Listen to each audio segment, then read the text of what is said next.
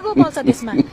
अब त हामी कानुनी रूपमा राम्रोसँग न्याय पाइन्छ भनेर हामी अगाडि बढिरहेका थियौँ, तर पाएनौँ। अब हामी चुप्लाएर बस्नेवाला छैनौँ। त्यो भनेको के गर्नुहुन्छ? हामी लड्छौँ, सडकमा उत्रिँदैछौँ। हामी बस्दैनौँ। देशव्यापी आन्दोलन हुन्छ। आगो बल्छ देशमा, आगो बल्छ। 1,10,000 मत खस्न सक्छ। 1,10,000 मध्ये 60,000 को आसपास मत सूर्य चिन्हमा खस्छ। अरू मत अलिअलि बाँडिएला नि 23 जनामा। त्यही हो। हैन, राष्ट्रपालाई कतिको चुनौती दिनु भएको छ यहाँले? कुन पार्टी? चर्चा त राष्ट्रपाको पनि छ, म त त्यो पार्टी चिन्दिनँ। हामी नयाँ हो भन्दै आएको नि त उनीहरू। नयाँ भन्दैछन् रवि लामी छानेजीको पार्टी होइन?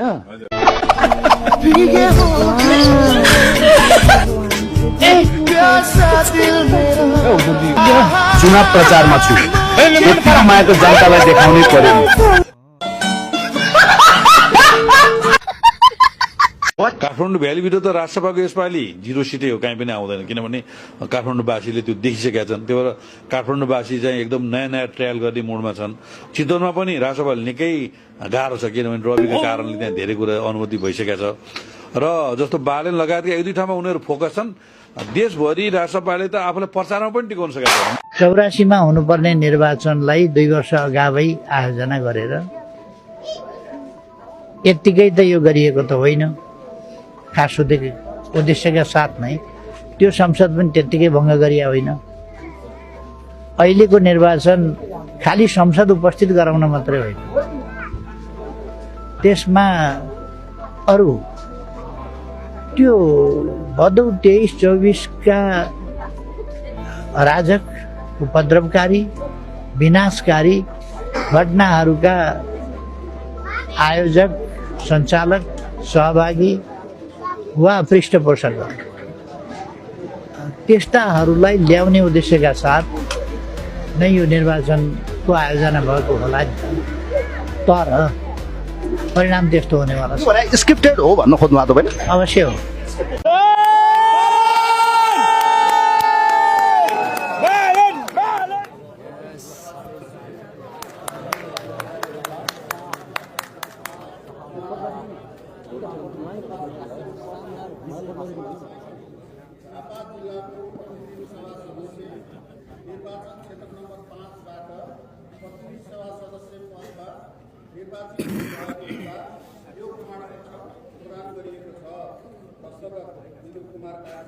निर्वाचन अधिकारी 30 दिसम्बर 2082 साल आगो महिना 23 गते योग 7 शुभम।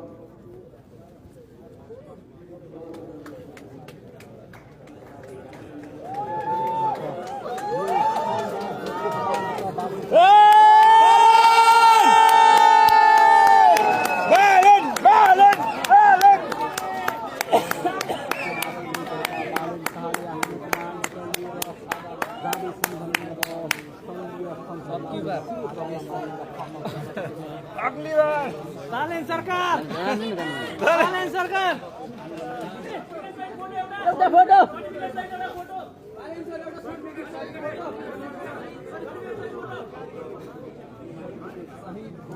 यता पनि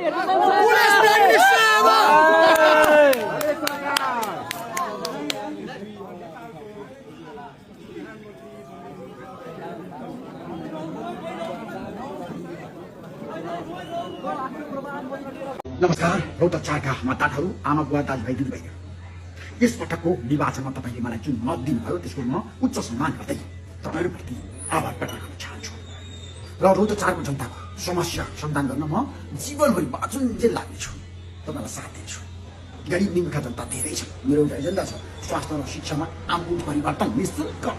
पैसा नहुनेले अब पढ्न पाउनुपर्छ, उपचार गर्न पाउनुपर्छ भन्ने मेरो अभियान जारी रहनेछ। रौतहट 4 का मतदाताहरूले राष्ट्रिय जनता पार्टीका उम्मेदवार गणेश पौडेललाई विजय गराउनु भएको छ।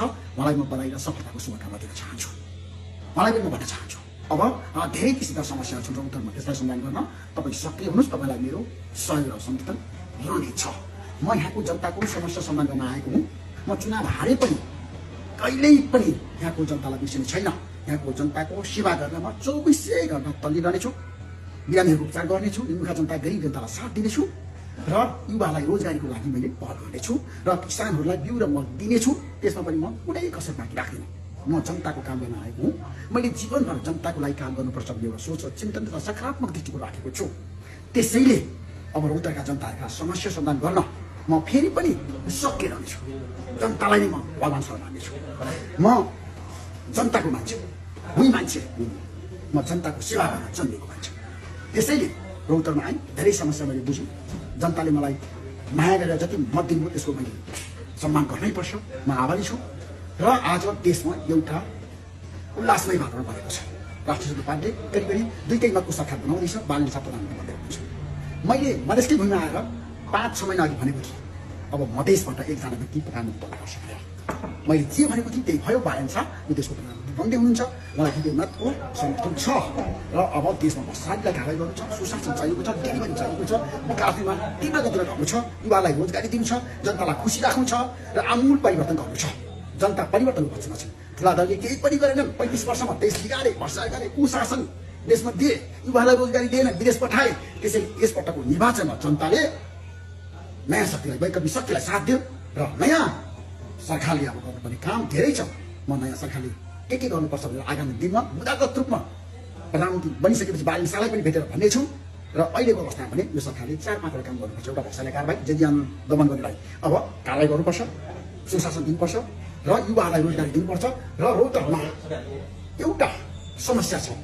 हाम्रो देशमा उद्योगधन्दा छैन। उद्योगमा देश अगाडि जान सकेको छैन र श्रीराम सुगर मिल सञ्चालन गर्नै पर्छ। बालन शाहलाई मेरो आग्रह छ, तपाईँ प्रधानमन्त्री भनेपछि त्यो काम अगाडि बढाउनुहोस् र मधेस प्रदेशका बन्द भएका उद्योगहरूलाई सुचारू गर्नुहोस् र देशमा विकासको लहर ल्याउनुहोस्। स्वास्थ्य र शिक्षा निःशुल्क गर्नुहोस्। धेरै मुलुकका जनताले अब पढ्न पाउनुपर्छ र उनीहरूले उपचार गर्न पाउनुपर्छ। सुविधा सम्पन्न अस्पताल रौतहटमा एउटा बनाउनै पर्छ। त्यसमा मेरो सहयोग समेत रहेछ र मेडिकल कलेज निर्माण गर्नुपर्छ। रौतहटलाई चाहिँ अब सम्भावनाको जिल्लाको रूपमा अगाडि बढाउँ। मधेस प्रदेशमा होइन देशमा समग्र विकास गरौँ र देशमा अब जनताको लागि काम गरौँ। जय देश, जय जनता, जय रौतहट।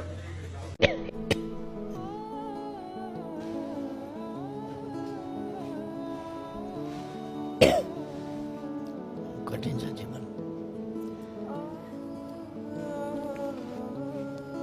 केपी शर्मा ओलीलाई बालनले हरायो भने चाहिँ के हुन्छ?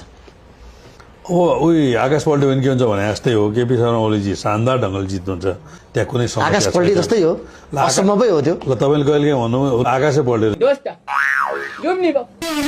हल्ला त मैले पनि सुनेको थिएँ। कहिले अब 4-5 दिन बाँकी छ।